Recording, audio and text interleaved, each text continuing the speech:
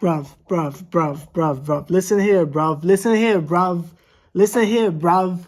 Okay, so I understand. And look, it's 1 o'clock in the morning for me too. I stayed up and watched this bullshit too. Okay, so like I understand that there's frustrations. And if you want to take it out on me, I mean, go right on ahead. You know, you gotta take it out on someone. You know, just know I stayed up until 1 o'clock with y'all, but that's neither here nor there. Them niggas lost again. This time it went to overtime, and playing the Sparks with bald ass Derek Fisher at the helms. Good to see he's a better coach in the WNBA than he was in the NBA, but that's neither here nor there. And that's not a general shot. Like, I knew that nigga personally as a head coach when he was coaching the Knicks. I lived through that fucking science experiment with Phil Jackson and shit. So we are 6-15. God damn. That hurts. We are 6-15, and there's no play-in tournament. So, you know, that's just bottom of the barrel shenanigans for you. In my last video, I noticed the comment section was a little split. Some of y'all agree with me, some of y'all don't. So what I said in a comment, I felt like I should just put in the whole video.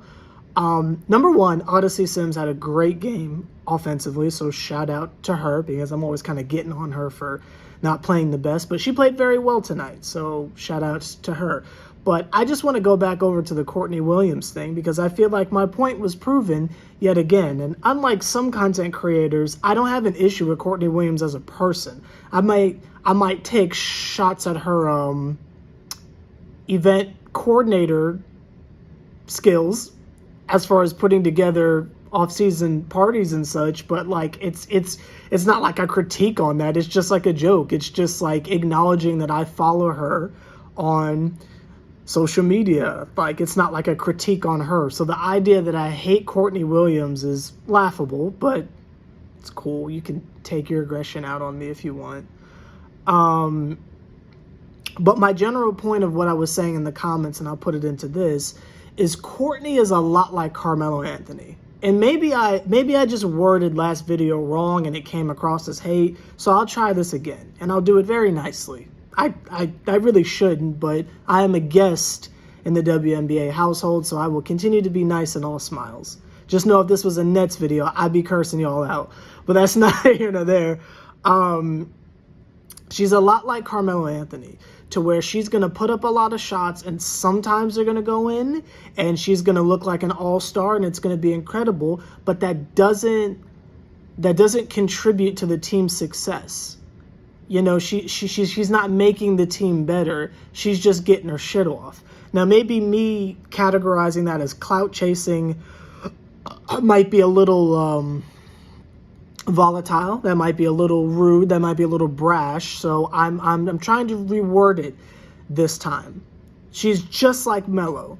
She's going to put up a lot of good shots. She's going to score a lot of points, and it's going to look good on the box score. So for not trying to make fun of y'all, for people who don't really know basketball like that, you're going to look at a box score and say, well, Courtney Williams had 30. She doesn't have any help. When the real story is that motherfucker's not making anyone better. She's just hoisting up a bunch of fucking shots. But I can see the discourse on like, well, she scored a lot and everyone else didn't, so you kind of lean towards she doesn't have help. Well, on a night like tonight, where she goes like, 3 for 55? Let me stop. 3 for, let's say 20. Let's say she was 3 for 20, right? This is what the fuck I'm talking about. It doesn't matter if you're not scoring well. Your presence on the court should be enough to make your teammates better. Wow, the fucking disrespect of NBA TV to go straight from that fucking overtime thriller to NBA nonsense. Season don't start for 2 months. But whether her output was beneficial or not, her presence on the court should be enough to lift the spirits of the other players and get us a dub. And when you're not able to score and it negatively impacts us, as you could see in overtime, she hit 2 shots to get us over to overtime, sort of, and then it was Brick City again. Like, it's like if you not scoring is a hindrance, but you scoring doesn't contribute in wins, you have the Carmelo Anthony syndrome. And it's not that she's not a good basketball player. It's just maybe you're destined for that J.R. Smith role. Maybe you're destined for that Jamal Crawford role. Maybe you're just Lou Williams, right? Maybe you just come in and get buckets next to someone who's actually going to lead the team. And that's not, I don't think that's hate. I don't think that's hate. I think that's basketball 101. Personally. Now, as far as the rest of the team, they did their best against a team that, from what I understand, isn't much better than we are, but they tried. They just couldn't close the deal, and they kind of choked. But this is back to what I was talking about last video. This is the reality of the Atlanta Dream. This is what they do. They either get blown the fuck out or they choke. And that's just what happens when you don't have Kennedy Carter out there, which we still don't know what the fuck happened with that. And that's what happens when Tiffany Hayes isn't out there. And, granted, she's hurt, but it's just that's what happens when you don't have that individual out there. When you don't have that guy out there. When you don't have that person out there. When you don't have that girl out there. When you don't have that Duke out there.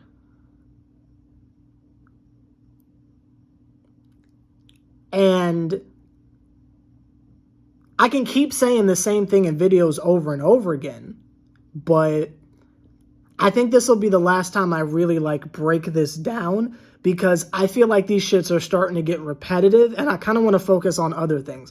I want to talk about how Aerie is doing better. Still not hitting open shots, but doing better as far as, the hustle plays, getting the rebounds, playing aggressive defense and stuff, snagging a couple assists here and there. I want to have those types of conversations. I don't want to keep talking about Courtney Williams. I don't want to keep talking about the fact that Kennedy Carter's not out there. I don't want to keep doing that. I don't want to talk about how we're on coach number 3. I don't want to have these conversations again, because it's common knowledge to me. And if me calmly explaining with legitimate basketball analysis is not enough, and you still think I just hate Courtney Williams, I don't know what else to say at this point. I'll just chalk it up to you're choosing to be mad, and you're just taking your frustrations out on me, which again is fine. I'm a YouTuber. Do what you do. I've been under larger scrutiny before, but yeah, just more of the same. The only difference is it's 1 o'clock in the morning instead of, us having a good night's sleep to look forward to. Let me know your thoughts on the game down below. I don't know who we play next, but I think our next game is Thursday. Hopefully it is at a reasonable time, because I don't particularly enjoy staying up this late to watch L's, but that's just me. Let me know your thoughts down below. Sorry I don't have anything positive to say today, but it's fucking 1 in the morning. I'm a little salty, but I'll talk to y'all later. Hey. And I know y'all fucking with the ponytail, though. Hey!